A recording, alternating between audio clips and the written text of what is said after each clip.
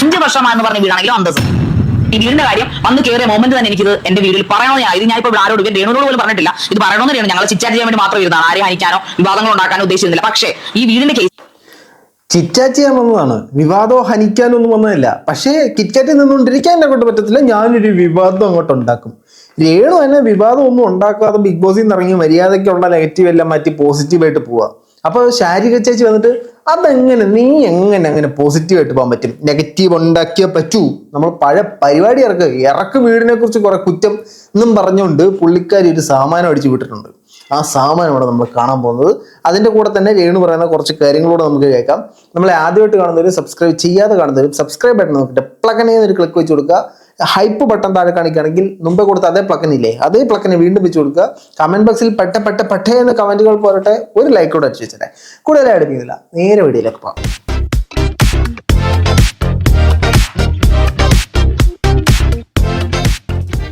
എല്ലാ പ്രിയ സുഹൃത്തുക്കൾക്കും പുതിയൊരു വീഡിയോയിലേക്ക് സ്വാഗതം.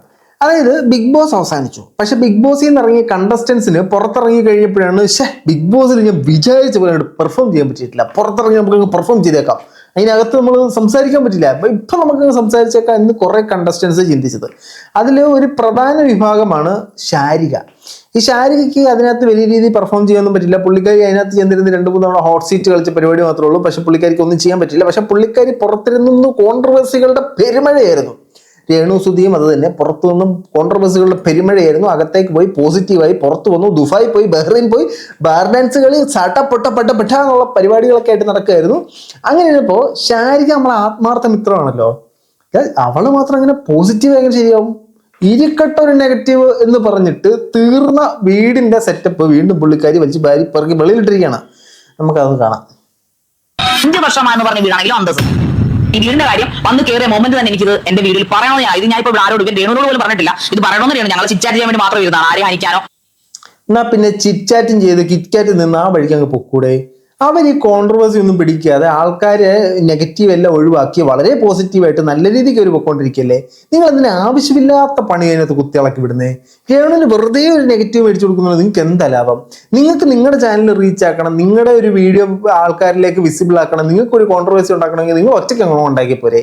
എന്തിനാ ഈ രേണുവിനെ പിടിച്ച് അതിനകത്തോട്ട് വലിച്ചിരുന്നത്? പുള്ളിക്കാരി വളരെയധികം കഷ്ടപ്പെട്ടിട്ടാണ് ആ നെഗറ്റീവ് എല്ലാം മാറ്റി വളരെ പോസിറ്റീവായിട്ട് മുമ്പോട്ട് പോയി.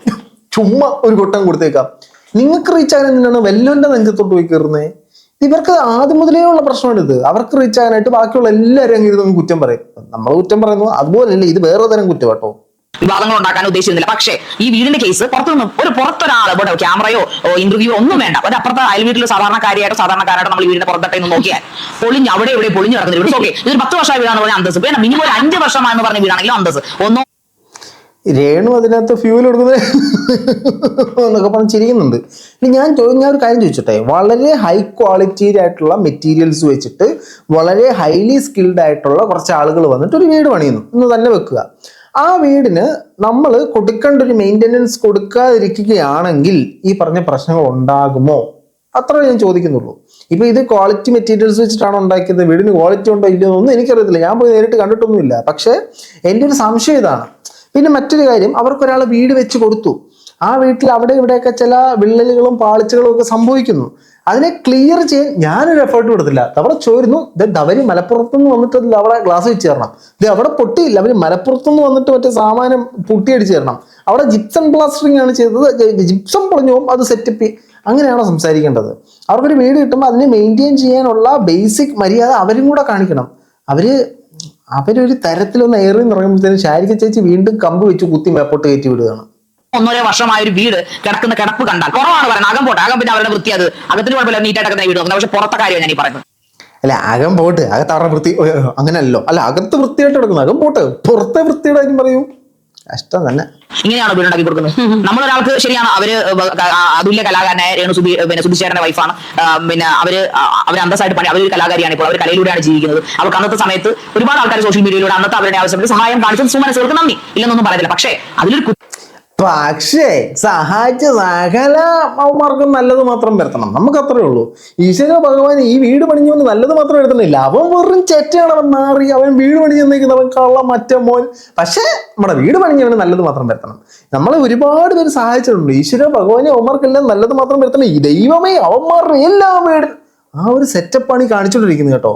ഇത് മറ്റേ ഏതോ യാത്രക്കാരുടെ സ്ഥലത്തേക്ക് ആ പടത്തിനകത്ത് കാണിച്ച ഒരു സെയിം സെറ്റപ്പാണ് നിങ്ങൾ കാണിച്ചുകൊണ്ടിരിക്കുന്നത്. കുറ്റം ഉണ്ടായാൽ അവർ അടിമയല്ല, അവരെ ആരും മറ്റേ അരി കൊടുത്ത് വാങ്ങിച്ചതല്ല, അവരെ ആരും മറ്റേ ഓരോരുത്തരും ബാട്ടർ സിസ്റ്റം പോലെ ഇവിടെ കൊണ്ട് എല്ലാ മാസവും അവർക്ക് ദിനാനുള്ള. രേണുവിന്റെ ഉള്ളിൽ കിടന്ന പഴയ ആ രേണു ഉണ്ടല്ലോ, ഒരു നിലവാരം പിടിച്ച് വന്നതാണ്. പഴയ രേണു ഉണർന്നു അല്ലേ, പഴയ രേണു അല്ല, പഴയ രേഷ്മ തങ്കച്ചൻ ഉണർന്നപ്പോഴത്തേനും രേഷ്മ തങ്കച്ചൻ കസറാൻ തുടങ്ങി. അവര് രേണു സുധിയായിട്ടൊന്ന് മാറി വന്നായിരുന്നു. പലർക്കും സാധനങ്ങൾ കമത്തുന്നില്ല. അവർ അങ്ങനെ കമത്താനായിരുന്നെങ്കിൽ അവരിങ്ങനെ കിടന്ന് നിങ്ങൾ നോക്കുക, അതായത് 22-ാം തീയതി അല്ലെങ്കിൽ ഏതൊരു ആഴ്ച 2 ആഴ്ചയോളം ദുബായ് പോയ ഒരു വ്യക്തി റീൽസ് കാണുമ്പോൾ ഷൂട്ടിങ്ങിന് അടുത്ത ലൊക്കേഷനിലേക്ക് പോവാണ്. എന്തുകൊണ്ടാണ് അവരങ്ങനെ പോകുന്നത്? അവർക്ക് ജീവിക്കാൻ പൈസ വേണ്ടേ? അതുകൊണ്ടാണ് അവർ അതായത് അവർക്ക് ജീവിക്കാൻ പൈസ വേണ്ടേ? Note this point your honour. അതായത് ഇവര് BPL കാർഡ് ഉപയോഗിക്കുന്ന ദാരിദ്ര്യരേഖയ്ക്ക് താഴെയുള്ള ആളാണെന്നാണ് കാലാകാലങ്ങളായി പറഞ്ഞുകൊണ്ടിരിക്കുന്നത്. ഇപ്പോഴും അത് തന്നെ അടിവരയിട്ട് ഉറപ്പിക്കാൻ ശ്രമിക്കുന്നവരാണ് എനിക്ക് തോന്നുന്നത്. ഇതൊന്നും രേണു പറയുന്നില്ല കേട്ടോ, ഈ ശാരിക ചേച്ചി ചുമ്മാ വെച്ചടിക്കുകയാണ്. പിന്നെ 4 മണിക്ക് വന്ന അവര് പിറ്റേ ദിവസം രാവിലെ 7 മണിക്ക് എഴുന്നേറ്റ് 3 മണിക്കൂർ പോലും 7 മണിക്ക് എഴുന്നേറ്റ് ഡ്യൂട്ടിക്ക് പോകാൻ സ്റ്റാറ്റസ് ഇടുന്നതുകൊണ്ടല്ല അപ്ഡേഷൻ അറിയില്ല. അവര് ട്രാവലിംഗിലാണ്. നമ്മൾ കിടന്ന് ഉറങ്ങുമ്പോൾ, ഞാൻ പോലും കിടന്ന് ഉറങ്ങുമ്പോൾ അവർ ട്രാവലിംഗിലാണ്. എല്ലാവരും ശ്രദ്ധിക്കും. അതെന്താ ഞാൻ ഉറങ്ങാറില്ലയോ? ഞാൻ ഉറക്കമില്ലല്ലോ. ഞാൻ പോലും ഉറങ്ങുമ്പോ രേണു യാത്ര ചെയ്യാണ്. അല്ല, നിങ്ങൾ ആരാണ്? നിങ്ങളോട് ഉറങ്ങണ്ടെന്ന് ആരാ പറഞ്ഞേ? നിങ്ങൾക്ക് സൗകര്യം ഉണ്ടോ ഉറങ്ങ്? നിങ്ങൾക്ക് അല്ലത് ഉറങ്ങാതെ ഉറക്കം ഉളച്ചെന്തെങ്കിലും പണി ചെയ്ത് കഴിഞ്ഞാൽ അതിന് പൈസ കിട്ടുമെങ്കിൽ നിങ്ങൾ പണിയെടുക്ക്. ഞാൻ പോലും ഉറങ്ങുമ്പോ രേണു പണിയെടുക്കുന്നു. ഇത് അസൂയ അല്ലല്ലോ അല്ലേ? രേണുസുതി വേറി പോയോ? രേണുസുതി ഖത്തറിൽ പോയോ? ഇത് എന്റെ സ്വന്തം ഇതുകൊണ്ട് ഞാൻ പറയുന്നതാണ്. എനിക്ക് പറയാതെ അവരോട് ഞാൻ ഇവിടം വരെ വന്നിട്ട് ഇത് എന്റെ മനസാക്ഷിക്ക് ഇത് പറഞ്ഞില്ലെങ്കിൽ അതൊരു നീതികേടായി പോയി. ഇത് മനസാക്ഷിയുടെ പ്രശ്നമൊന്നും അല്ല എന്റെ പൊന്നളി. ഇതെന്ത് പ്രശ്നം എന്നറിയോ? ഇത് പുള്ളിക്കാരി ഒരു വീഡിയോ ഇട്ടു. പുള്ളിക്കാരിയുടെ ഒരു മൈൻഡ് പ്രകാരം കോൺട്രവേഴ്സി ഉണ്ടാക്കിയ മാത്രമേ വീഡിയോ ഉള്ളൂ. അതുകൊണ്ട് പുള്ളിക്കാരി ഒരു കോൺട്രവേഴ്സി ഉണ്ടാക്കി. ഇനി ഈ വീട് പണിഞ്ഞു കൊടുത്ത് നമ്മുടെ ഫിറോസിക്കയാണ്. ഈ ഫിറോസിക്കയ്ക്ക് ഇതുകൊണ്ട് നന്മകൾ മാത്രമേ, ഒരാളെ സഹായിച്ചു എന്നൊരു കാരണത്താൽ പുള്ളിക്ക് ഒരുപാട് നന്മകളാണ് രേണു കാരണം എത്തിച്ചേർന്നിരിക്കുന്നത്. പുള്ളിക്കാരൻ വീണ്ടും രംഗത്ത് വന്നിരിക്കുകയാണ്. രേണുവിന്റെ വീട് വീണ്ടും ചർച്ചയായി മാറിയിരിക്കുകയാണ്. ഇനി കുറച്ച് കഴിയുമ്പോഴത്തേനും വീടിന്റെ മുറ്റത്തൂടെ വെള്ളം പോകുമ്പോഴത്തേനും വെള്ളം ഇടത്തൂടെ പോകേണ്ടതായിരുന്നു, പക്ഷെ വെള്ളം വലത്തൂടെ പോയി. ഇത് ലവ മലപ്പുറത്തുനിന്ന് വന്ന് ശരിയാക്കി കൊടുക്കട്ടെ എന്ന് പറയും. നിങ്ങൾ കണ്ടോ? അത് പറയും. നമുക്ക് ഏതെങ്കിലും ഫിറോസിക്ക രംഗത്ത് വന്നിട്ടുണ്ട്. നമുക്കത് ഫിറോസിക്കയുടെ ഇപ്പോഴത്തെ അവസ്ഥ കാണാം. നിങ്ങൾ ബാക്ക്ഗ്രൗണ്ടിൽ മറ്റേ മ്യൂസിക് ഇട്ടണം കേട്ടോ. അത് വെച്ച് വേണം നമുക്ക് ഫിറോസിക്ക കാണാൻ. നീണ്ട ഇടവേളയ്ക്ക് ശേഷം വീണ്ടും കൊല്ലം സുധിയുടെ വീടിനെ കുറിച്ചുള്ള ചർച്ചകളും വീണ്ടും സോഷ്യൽ മീഡിയയിൽ സജീവമായി ആയിക്കൊണ്ടിരിക്കുകയാണ്. ഞങ്ങൾ ഇതൊന്നും വിട്ട കാര്യമാണ്. ഞങ്ങൾ പേഴ്സണലി ഞാൻ എൻ്റെ ലൈഫിലെടുത്ത ഏറ്റവും വലിയൊരു മണ്ടൻ തീരുമാനമായിരുന്നു ആ കുടുംബത്തിനൊരു വീട് നിർമ്മിച്ച് നൽകുക എന്നുള്ളത്. അത് ഞാനിപ്പോൾ റിഗ്രറ്റ് ചെയ്യുന്നു. മുൻപ് ഞാൻ റിഗ്രറ്റ് ചെയ്തിട്ടുണ്ട്, പക്ഷെ ഒന്നുകൂടെ ഇപ്പോഴും റിഗ്രറ്റ് ചെയ്യുന്നത്. കാരണം എന്താ വെച്ച് കഴിഞ്ഞാൽ ഇത് രേണു പറയുമ്പോൾ പുള്ളി റിഗ്രറ്റ് ചെയ്യണം. നമ്മൾ പനിക്ക് പാരസിറ്റമോൾ കഴിക്കുന്നവരാണ്. രേണു ഒന്ന് പനി ഉണ്ടാക്കുന്നത് പുള്ളി ഇടക്കിടക്ക് ഇങ്ങനെ റിഗ്രറ്റ് ചെയ്തുകൊണ്ടിരിക്കുകയാണ്. ഇനി അതുകൊണ്ട് എന്താ, ഒരു പാട്ടിക്കുട്ടീനെ ഞാൻ സഹായിക്കത്തില്ല എന്നൊരു തീരുമാനത്തിൽ പുള്ളി എത്തിച്ചേർന്നിട്ടുണ്ട്. ചങ്കോറ്റമായല്ല. പഴയ വിവാദങ്ങൾക്ക് ശേഷം രേണുവിന്റെ കാര്യത്തിലും അതേപോലെ ഞങ്ങളുടെ കാര്യത്തിലും എന്ത് സംഭവിച്ചു എന്നുള്ളത് പലർക്കും, ഞങ്ങളുടെ കാര്യത്തിൽ എന്ത് സംഭവിച്ചു എന്നുള്ള പലർക്കും അറിയില്ല. ആദ്യം ആക്റ്റീവായിട്ട് സോഷ്യൽ മീഡിയയിൽ നിൽക്കുന്നുണ്ട്. ലൈഫിലും അവർ ഒരുപാട് പോസിറ്റീവായിട്ട് ഒരുപാട് കാര്യങ്ങൾ. പക്ഷെ കേട്ട കുറച്ച് ആൾക്കാരും അല്ലെങ്കിൽ അതിന് നേതൃത്വം നൽകിയ ഒരു പേഴ്സൺ എന്ന രീതിയിൽ ഞാനും ഇപ്പുറത്ത് നിൽക്കുന്നുണ്ട്. ഞങ്ങൾക്ക് എന്ത് പറ്റി? എല്ലാവരും അറിയാൻ ആഗ്രഹിക്കുന്ന ഒരു കാര്യമായിരിക്കും ഞങ്ങൾക്ക് എന്ത് പറ്റി എന്നുള്ളത്. പേഴ്സണലി ഞാൻ കുറച്ച് അറിയപ്പെടുന്ന ഒരു പേഴ്സണായി, ഒരു 10 ആളെങ്കിലും അറിയപ്പെടുന്ന ഒരു പേഴ്സണായി. അത് ലൈക്ക് അന്ന് കുറച്ച് സോഷ്യൽ രേണുവിനോട് നന്ദിയുണ്ട് കേട്ടോ. ഞാനൊരു അറിയപ്പെടുന്ന പേഴ്സണായി. ചീത്തപ്പേരാണെങ്കിലും ഉണ്ടാക്കി തന്നിട്ടുണ്ട്. നന്ദി മാത്രമേ ഉള്ളൂ, പുള്ളിക്കാരുടെ നന്ദി മാത്രമേ ഉള്ളൂ.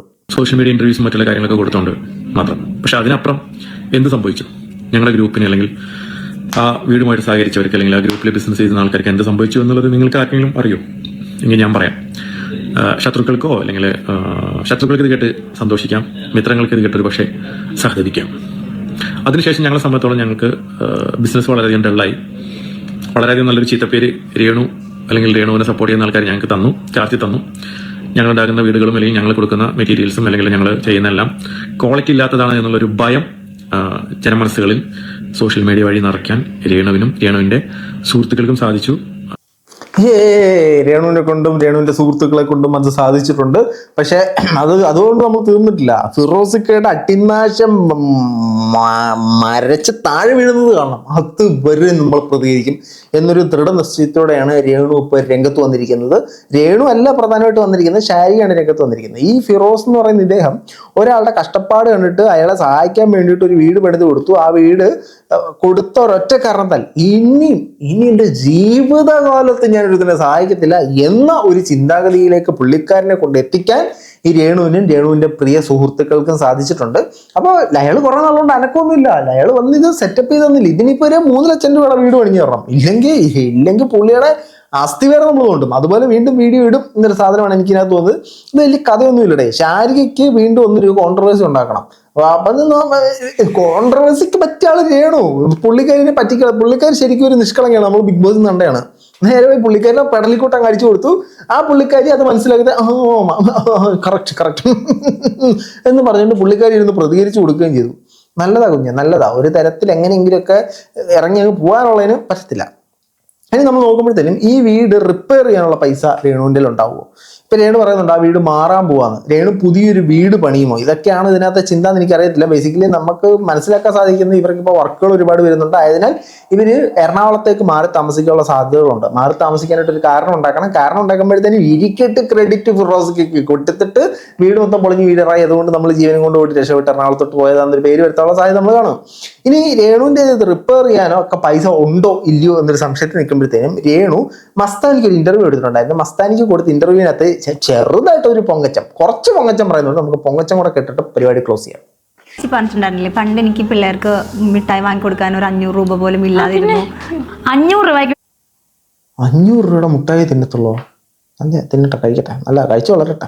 തെണ്ടിയിട്ടുണ്ട്. ഉണ്ട് ഇന്ത്യയിൽ എന്തായാലും 500 രൂപയ്ക്ക് തെണ്ടി അന്നത്തെ ഞാൻ ഇന്ന് കോടികളൊന്നും ഇല്ല കൊണ്ട് എങ്കിൽ പോലും ലക്ഷങ്ങളുണ്ട് എന്ന് പറയാം.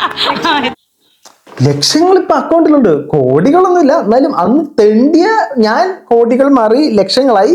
അന്ന് എന്നെ ലക്ഷങ്ങൾ തന്ന് സഹായിച്ചവനൊക്കെ ഇപ്പൊ തെണ്ടിക്കൊണ്ടിരിക്കുന്നു. ആ ഒരു സെറ്റപ്പിലേക്ക് വീണ്ടും കൊണ്ട് എത്തിച്ചിട്ടുണ്ട്. അപ്പൊ ഇതിനകത്ത് പ്യുവർലി രേണുവിന്റെ തെറ്റൊന്നുള്ളതായിട്ട് എനിക്ക് തോന്നുന്നില്ല. രേണു അതിനോട് റിയാക്ട് ചെയ്ത രീതി മോശമായി പോയെന്നുള്ളൂ. പക്ഷെ ഈ ഒരു വിഷയത്തെ വീണ്ടും ഇതൊരു കോൺട്രവേഴ്സി ആക്കാൻ കുത്തിപ്പൊക്കിയതൊരിക്കലും രേണുവല്ല, ഷാരികയാണ്. ഷാരികയുടെ സ്വാർത്ഥ താല്പര്യമാണ് ഇതിന്റെ പിന്നിലെന്നാണ് എനിക്ക് പേഴ്സണലി തോന്നുന്നത്. പുള്ളിക്കാരിക്ക് വീണ്ടും ഒരു കോൺട്രവേഴ്സി ഉണ്ടാക്കണം. ഞാൻ എന്ത് പറഞ്ഞാലും പുള്ളിക്കാരി ഷാരിക സ്വന്തമായിട്ട് അങ്ങനെ ഇൻട്രൊഡ്യൂസ് ചെയ്യുന്നറിയോ?